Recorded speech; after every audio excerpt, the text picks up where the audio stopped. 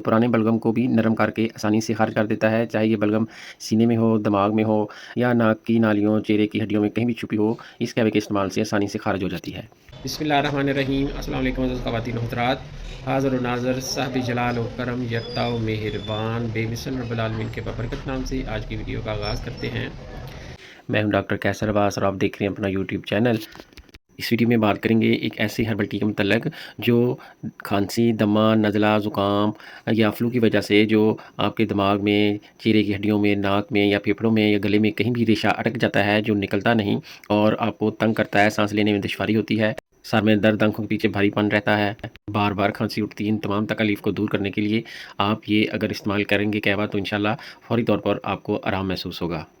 तो चलिए शुरू करते हैं आज की वीडियो। इस जो हर्बल टी है इसके अंदर 3 चीज़ें इस्तेमाल की जाएँगी।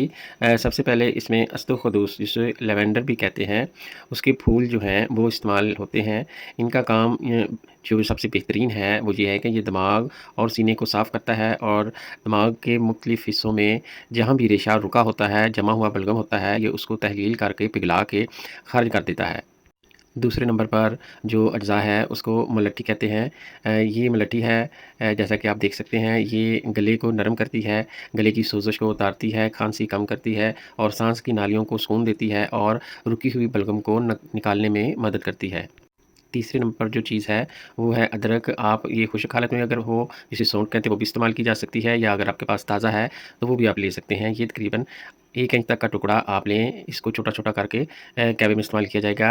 ये इसका जो बेशुमार जिस्म के अंदर इसके काम है, लेकिन जो यहाँ पे इसका ये क्या करती है जी, ये रेशे को पिघलाती है, सांस की राह खोलती है और जो फेफड़ों के अंदर छोटी बारीक नालियाँ होती हैं जहाँ पे रेशा चिपका होता है, वहाँ से खारिज करने में, उसे पिघला कर रेशे को खारिज करने में मदद देती है और सांस को आसानी से लाने में मदद करती है। इसके अलावा ये गैस और मैदे को ताकत देती है, गैस खारिज करती है और आपका हाजमा भी दुरुस्त करती है।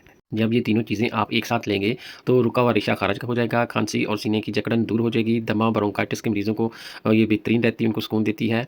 और रेशा जिस्म के किसी भी हिस्से में रुका हो, जैसे दिमाग में, फेफड़ों में, चेहरे की या नाक की हड्डियों में, तो ये हर जगह से रेशे को पिघलाकर खारिज करने की सलाहियत रखता है ये कहवा। तो चलिए इसका जो बनाने का ख़ास तरीका है वो जान लेते हैं।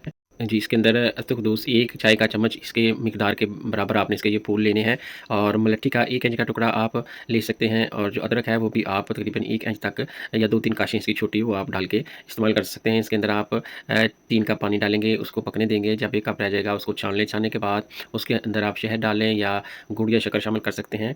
आपका कहवा तैयार है। आप इसको नीम गर्म 1 कप सुबह और 1 कप शाम बना के इस्तेमाल कर सकते हैं। अगर आपको पुराना मसला है तो आप इसको मुसलसल 7 दिन इस्तेमाल करेंगे। इसके साथ एक बात याद रखें कि शुगर के मरीज़ मिल्टी की मिकदार कम इस्तेमाल करेंगे और उसके साथ-साथ इसके अंदर कुछ मीठा नहीं डालेंगे जैसे गुड़ वगैरह, और हामला ख़वातीन और दूध पिलाने वाली ख़वातीन बगैर मशवरे के इस्तेमाल ना करें। और दूसरी बात ये है कि ज़्यादा इस्तेमाल से बाज़ लोगों को खुश्की या बेचैनी हो जाया करती है, तो अगर उनकी तबीयत ऐसी है, हर चीज़ से एलर्जी हो जाती है, तो वो एहतियात करेंगे। मज़ीद ऐसी मुफ़ीद और आज़मुदा नुस्खे जानने के लिए चैनल को सब्सक्राइब करें और वीडियो को अपने दोस्तों तक ज़रूर पहुँचाएँ। दुआ में याद रखिएगा। इंशाल्लाह मिलते हैं नेक्स्ट वीडियो में। अस्सलाम वालेकुम। अगर आपको बार-बार खांसी, सीने में जकड़न या रुका हुआ रेशा तंग करता है, तो आज मैं आपको एक ऐसा कहवा यानी हर्बल टी बताने जा रहा हूँ, जो पुराने बलगम को भी नरम करके आसानी से खारिज कर देता है, चाहे ये बलगम सीने में हो, दिमाग में हो या नाक की नालियों, चेहरे की हड्डियों में कहीं भी छुपी हो, इस कहवे के इस्तेमाल से आसानी से खारिज हो जाती है।